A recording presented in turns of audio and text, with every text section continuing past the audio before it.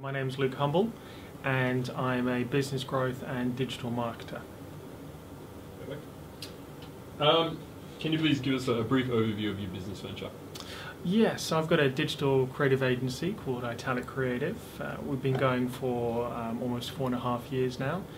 We won the Sunshine Coast Business Awards last year for creative industries. And got a small team. There's 5 of us in the office, plus we've got some external staff internationally as well, New Zealand, UK and America. We've got clients in Australia, New Zealand, France, Dubai and UK and US. Cool. And how did you come up with this idea? How did I come up with this idea? I suppose it really started when I was back in the UK, when I was trying to make a decision about what I wanted to do for the rest of my life, as every person goes through. I realised that computers were taking a larger and larger part in people's careers, and I didn't want to be sitting in front of one doing the same thing day in, day out. I wanted versatility and I wanted creativity. I'm all about positiveness in my life, and so I wanted to do something with a positive outcome. I got into web design in the early days, and the internet came in Dorset in South UK and fell in love with it. I built my first website. From there I developed a website for the nightlife down in Dorset. That got some massive interest. I sold that to a DJ company in Poland, and I then worked on other companies' branding and websites to help them grow. So I fell in love with that because I was helping others to do it. So from that I decided to create an agency that just focused solely on that. So I'd say that it's not really about building a website, but why we need to do something. And I fell in love with that why and answering that question. What do you wish you'd known before starting out? Oh God, could be here for a little while now. What wish I'd known? Planning ahead, I suppose. It's all good and well where you've got an idea and you're excited and you want to push through and make that idea happen. And that planning ahead is not just in terms of services, but in terms of finances, in terms of what happens when you get to the point that you need to take another person on. Who would that other person be? How do you manage that other person? And then when you've got that extra person on, how do you find the extra work? How do you manage the finances? It's a growth side. I've had some hard lessons in that, and I've had some great lessons in that. I think really if I had researched that more or found somebody to give me those insights, to plan ahead, to think ahead, to prepare for getting larger, I would have been in a much more stable position really early on. Cool. And what's the highlight for you in having a business?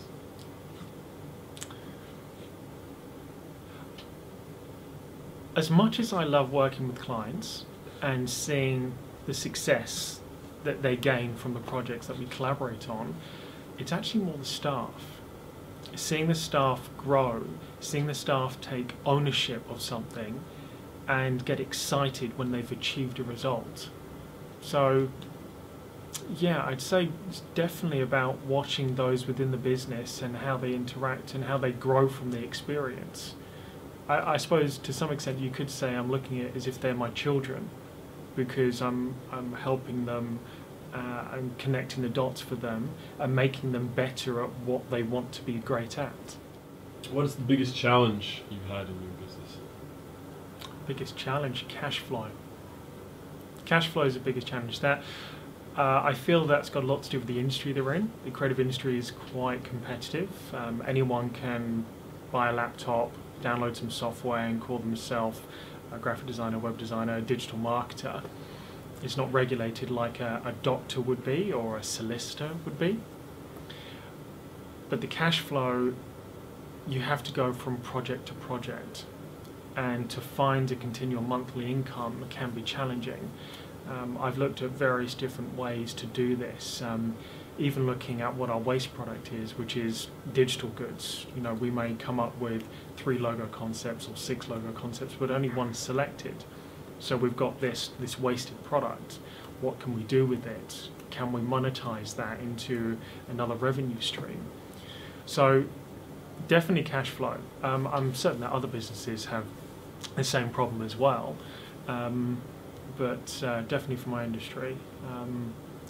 Otherwise, I suppose it's access to staff as well and the right skills. You know, anyone can say that they can design something, but when you actually test them, you get to see, well, how good are you actually designing that? That would definitely be strengthened by the review of courses and degrees which are out there and what to focus on. A lot of the students that I've interviewed, the teaching practices they're not providing what I as a business owner am looking for. So there seems to be this gap in the industry. It almost feels like businesses in our industry need to go to the universities and such and say, this is what we need in staff, and making sure that's part of the education process. So twofold, cash flow and skills. Yep. Cool.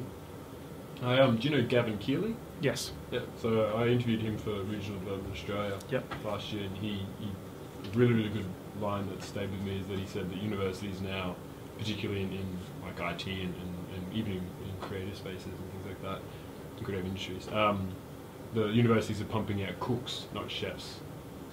And I was like, oh man, like perfect. It was perfect for what I like. It really is like that. I mean, the universities are meant to be on the cutting edge. They're meant to be putting out people with the latest information, latest skills, and they can only do that if the people teaching, the people lecturing, the people educating, guiding, mentoring, whatever phrase you want to use, are actually, I feel, in that industry now.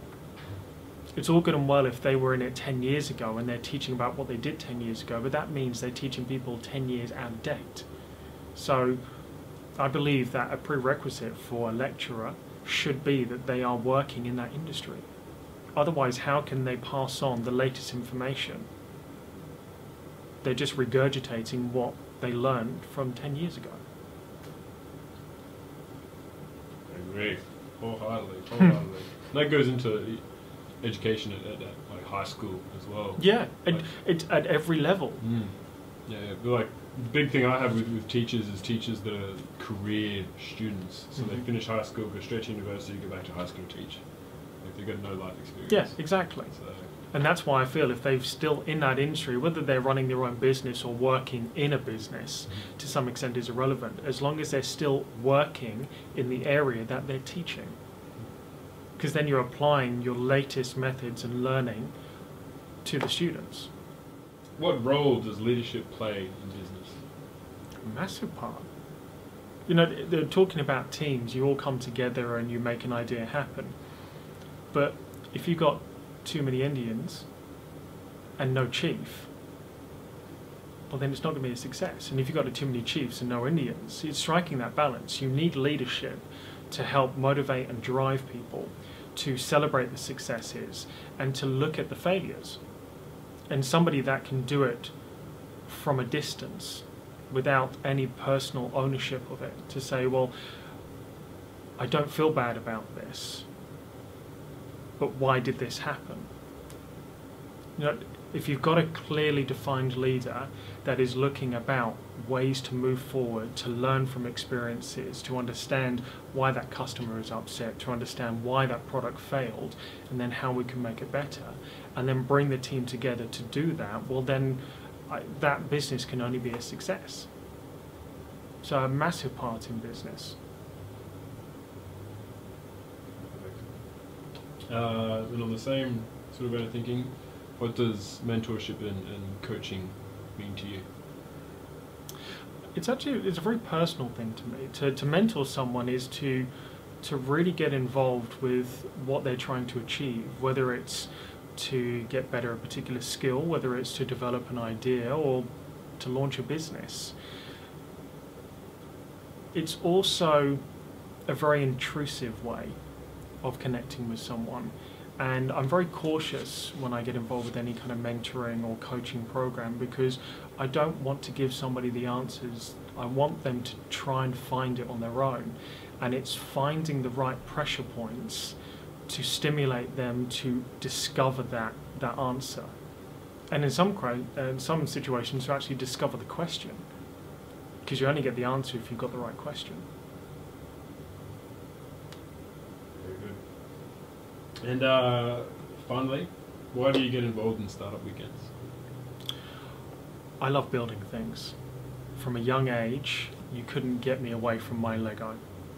Absolutely loved it. It's the creativity, the imagination that you can do anything. Building a business is no different in my point of view.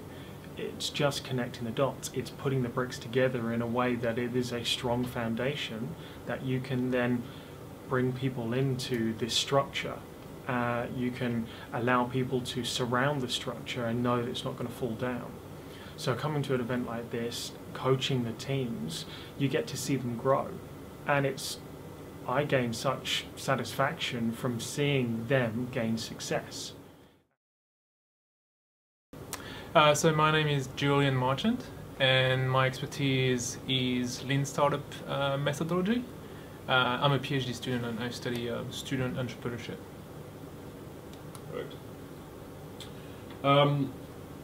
So you can phrase this one in two ways if you want. So the brief overview of your podcast and the brief overview of your research. Okay. Yeah. Cool. So first of all, I run a podcast, and this podcast is for students who are entrepreneurs or students who want to be entrepreneurs. And the goal of the podcast is basically to create an environment of like-minded people, other student entrepreneurs who can listen to other student entrepreneurs. It's to help change the mindset because entrepreneurship is a different mindset than getting a 9-to-5 job. So developing that environment, supporting environment, and providing motivation. The second aspect is I study students who are entrepreneurs, and my goal is to understand who they are and how do they manage that balance of being a student and running a business. They have two different identities. They have the identity of I have an assignment due, and I've got the identity of I need to raise funding, and I'm meeting my venture capitalist at the same time as my assignment. So that's what I work on. The next question I can phrase is how did you get interested in this line of work or in this field? Cool. I've got 10 years work of experience in corporate consulting, small companies, everything around raising awareness, innovation, and then selling innovation. Basically, got sick and tired of the corporate world, and then I started several businesses myself. I failed pretty bad a couple of businesses, but I didn't lose the motivation for it. And yeah, now I want to be on the academic side because I just want to help some students change their mindset to transfer to entrepreneurship, because I believe entrepreneurship is not just a job title, it's just a set of skills for your life. It's like Reid Hoffman is the CEO of LinkedIn, and he's got a book called The Startup of You. You are your own startup. So you need to act as an entrepreneur and to run your life, your career, your job application. And nobody get taught how to do it. So hopefully as an academic I can help them change their mindset and transfer toward that. Well, in my first main business I lost about $60,000 and I lost 2 best friends. And after studying methodologies, lean startup methodologies, I realized I could have avoided those mistakes. And also people here tonight who are doing the startup weekend, they don't realize that how much time they are saving by implementing the lean startup methodology and getting out there, talking to customers, because it took me 18 months to learn it. So I understand the value of such an environment, so that's why I'm here helping to organize it, to help those people save a lot of time and money and friends. The positive of running your own business is not having a boss. The positive of running your own business is you are free to test everything you want, and there's no limit. Basically, you decide what you want to do. You can work 4 hours a week. If you're very, very efficient for 4 hours a week, it might work for you. It doesn't matter. You can be as flexible as you want. My wife runs her own business, and she runs it from home, and she's going do cooking classes at people's places. She works 8 hours a week, and she can look after the kids at the same time.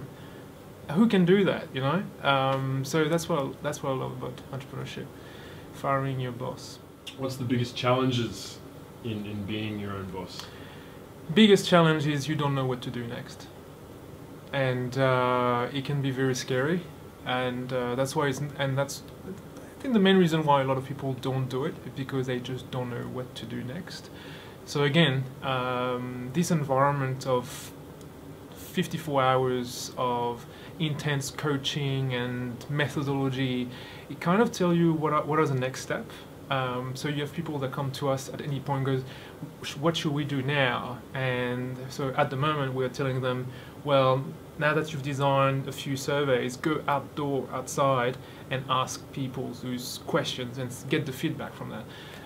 Tomorrow around 12, they're going to ask us, what do we do now? And goes, well, now you need to practice your pitch, because that's the next step, because there is a competition there. I mean, they can ask anyone and they will know what the next step is. When you're running your business, you need to network a lot to be able to ask those questions.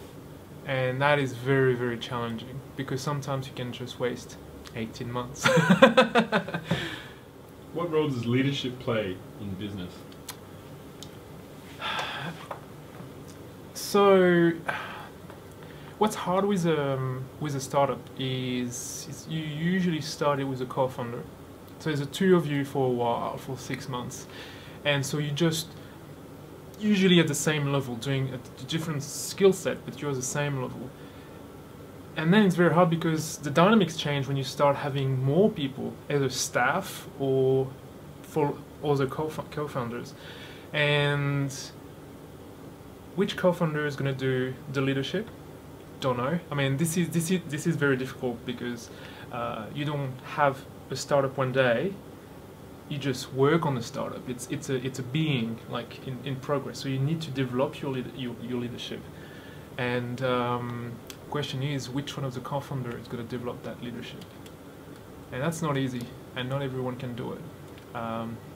Why Steve Jobs was able to start Apple and still run it when he had more than 100,000 employees, and why some others just cannot do this. After 10 people, they don't know how to scale it. They don't know how to be a leader, but that's okay. Their job is to start a startup. Then there's some others that are the job to scale up and to be the leadership for that. So it's back to the people. Who are you? What type of leadership do you have? And you only find out by doing it. What does mentorship and coaching mean to you? Okay. In my research, I compare archetype entrepreneurs, Steve Jobs and the likes, to student entrepreneurs, right? And one of the main difference is that archetype entrepreneurs value highly mentors and coaching. The student entrepreneurs or the young entrepreneurs don't value necessarily coaching and mentoring, and that's where they fail. So there is that process of understanding the value of a mentoring, and then realize it's actually a key element. Without the without a mentor or coach, it's really, really, really hard to be successful.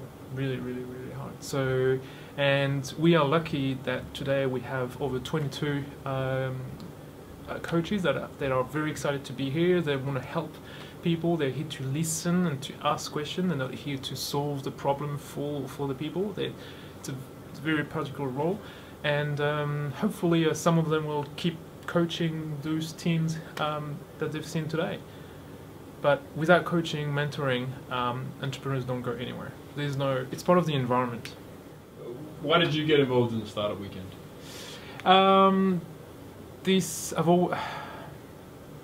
I come from Sydney, and I've done 4 events like that in Sydney as coaches and as organizer.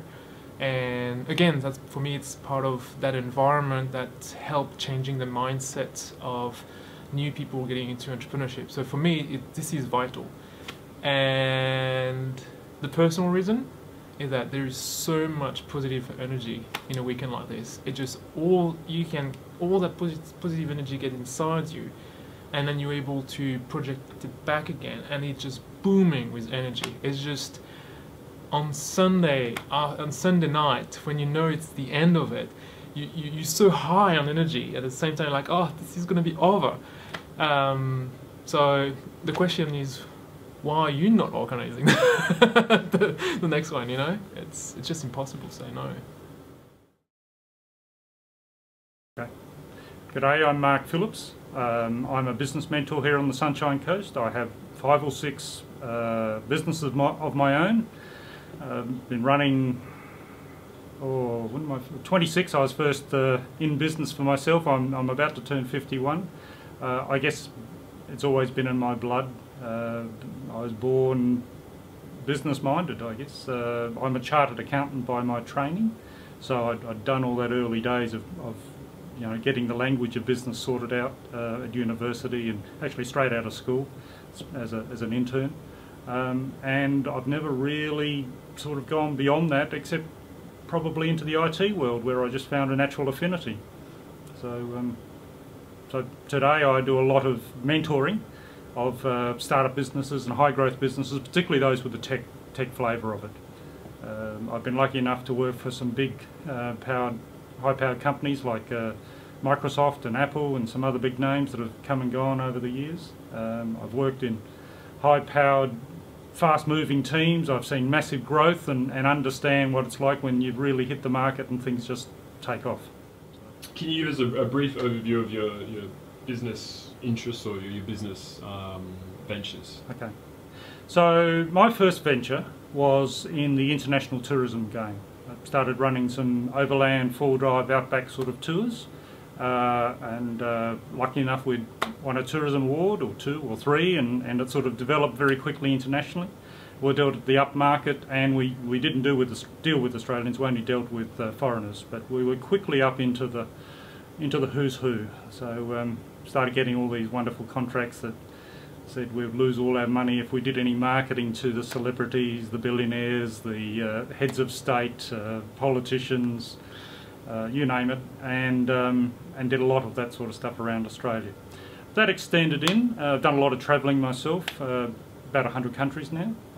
So I now have an operation in the Sahara doing 4-drive tours out through the top of Niger and across Chad and Burkina Faso and places like that.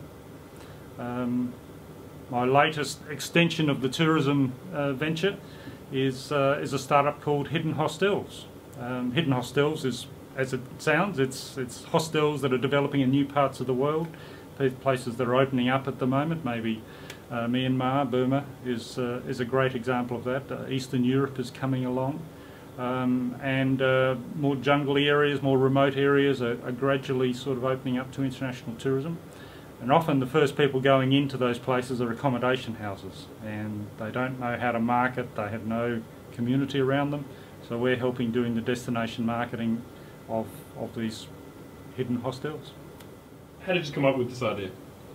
This idea was I guess it was, I'm just trying to think of the first part. Probably came a result of sitting down with a colleague of mine. We were sitting in Germany last year, and he owns some shares in some hostels in Bolivia.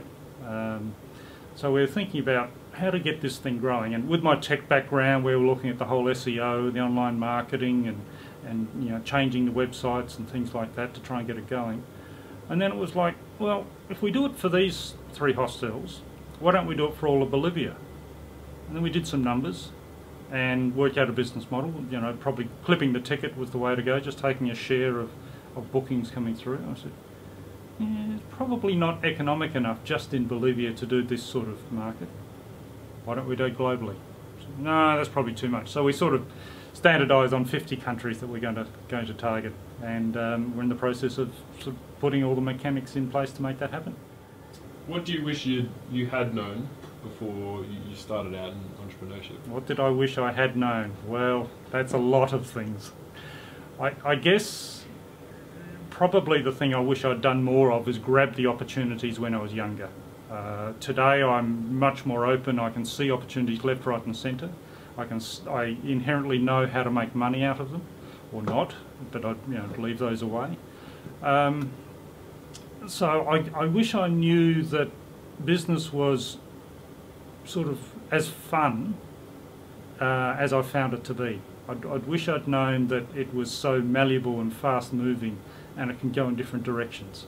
In my era, people grew up to sort of get a standardised job, The great desire was to get a job in the bank because unemployment for youth was very high, the economics weren't great, Australia had trade barriers up, we only did certain amounts of things, we had a big manufacturing industry.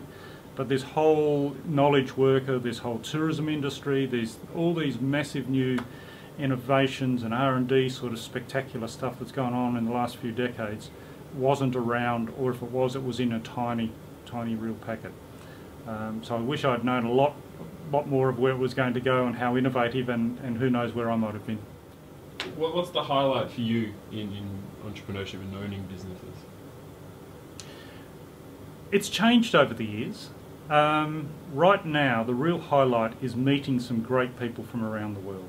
Motivated, intelligent, gung-ho sort of people. Ages no matter, but people that are just passionate and working really hard to change the world. And you sort of sit there and say, well, most of the world gets changed through business, okay?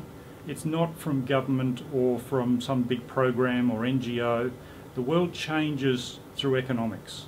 The world changes through marketplaces. So the biggest impacts on the world have come from the commercial sector for many years now. And it's very empowering. I sit there in Timbuktu on a satellite internet and do business when I'm visiting up there. I talk on a video chat. I talked yesterday to Peru, Brazil, Kazakhstan, Turkey, Germany, America. I don't know. That's quite normal. Half a dozen countries most mornings or evenings is quite normal, and that's fun because you're getting to know people. You're getting to work with them, help them achieve their goals. It's very empowering. I was going to ask a question, but you just answered it. I was going to say, what do you think the power of business has in enacting change? Very clearly. I do a lot of volunteer mentoring globally.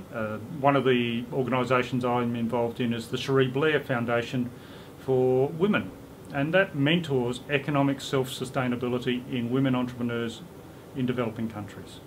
So I'm on the Skype, on the phone, whatever, every couple of weeks, emails, talking to various people, various women that are trying to grow the economic hub in their countries.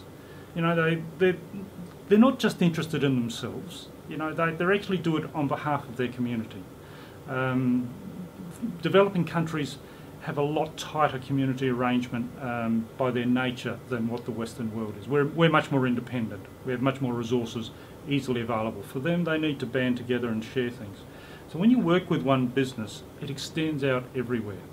So my current client, for instance, up in the Philippines, she worked with all the villages out in the remote parts of the Philippines, gets them to produce products, whether it's handicrafts or fashion or food and drink or housewares, art. She gets all of them to do things that there are a market for. She combines it, she ships it off around the world.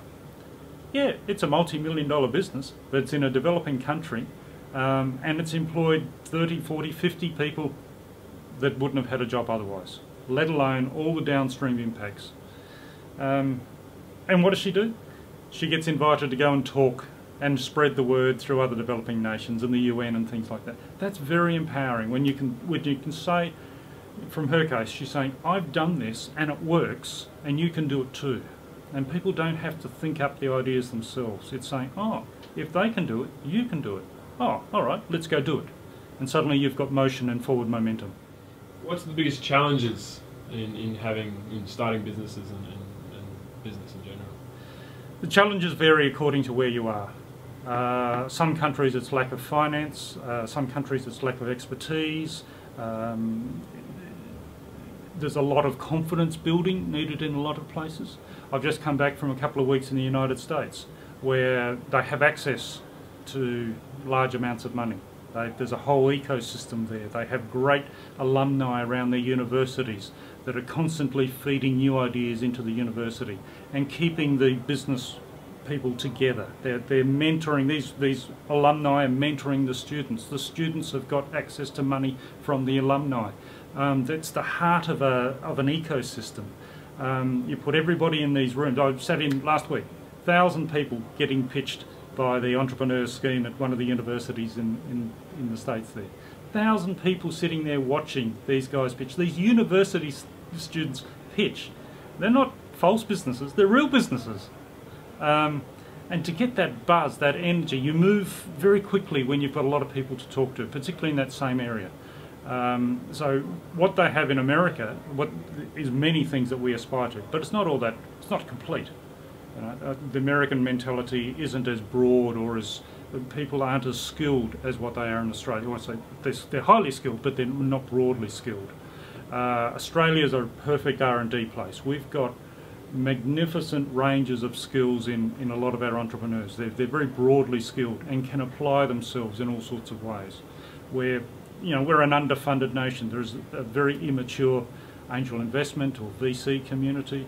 The universities don't put a lot of money into activities. The government at the moment has cut right back on their investment funds in startups and innovation and so forth.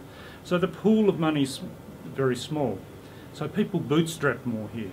They do it from their own savings or their friends and their family savings. And that gives them the ability to just try a bit harder, because they're always scratching their head. I need to get this done. How am I going to do it? Beg, borrow, steal, and that creates a vibrancy, a can-do-ness that other places don't have, for instance. What does leadership play in business? What roles does leadership play? The role of leadership in business. That's an interesting one. Leadership is often an overused word, I think, in Australia. We hear it all the time. Our political leaders, our leaders in society, as if it's some sort of badge of honour or some job that you apply for and you get this leader struck across your head sort of thing. I actually think leadership is something that is a result of you doing something better than other people, or doing it faster or earlier, or in a more holistic way. Maybe it's a bit deeper and value-wise. Leadership is just something that arrives. It's a bit like profit. Profit arrives in a business. It is the result of you getting the operations right. Leadership is the same. It arrives when you've got the activity working well. And what happens is that various people that we call leaders often have the ability to sort of look a little bit ahead, and they're saying, well, where are our kids going to get jobs? Where are our returning wives and husbands when they've finished bringing up kids? Where are they going to work? It's the economy getting better. Where's the new value-adding activities? So they're thinking all the time, how do we lift the standard of our lives? How do we lift the standard of society? How do we lift the culture at the same time? Because it's what happy, rounded people, they're more productive. How do you do that? Well, these leaders tend to look forward and then start talking and moving their own businesses and themselves in that direction. And they tend to attract followers. People say, oh, I like what they're doing. I've learnt something. I think I'll take some of that learning and add to it my own learning. And suddenly you've got a mass movement and you get change happening. What role does a large organisation like a university have in a region's economy? Okay, so particularly in the startup game, particularly the R&D game, you need an ecosystem. You need a group of people that work together, a group of specialists in different areas, because there's requirements, the resources needed are too wide and varied by any one organisation, or any small organisation to do. Large organisations can do a lot of that themselves, but it's how many large organisations are in regional areas? Anywhere in the world? Not many, really. So you have to create your own large organisation by combining different smaller ones together. You need that ecosystem to move it forward. Universities are in perfect place because they're often one of the largest employers and the largest thinkers in the community around themselves. So they've got often a lot of space and a lot of spare buildings and great resources like internet and things like this. So they're a natural place to congregate and be a facilitator to that wider community. They have a business model that involves keeping in touch with old students and alumni and things like that. They have a business model that is heavily engaged with government and trying to get government to do things that are new, are progressive. And this is the thinking that comes out of university. So again, the mindset of a university, the size of the university, the interest in preparing students for economic well-being in society makes them an obvious choice to be heavily involved in startups and business incubation. How important is it for a university to invest in programs such as the Startup Weekend?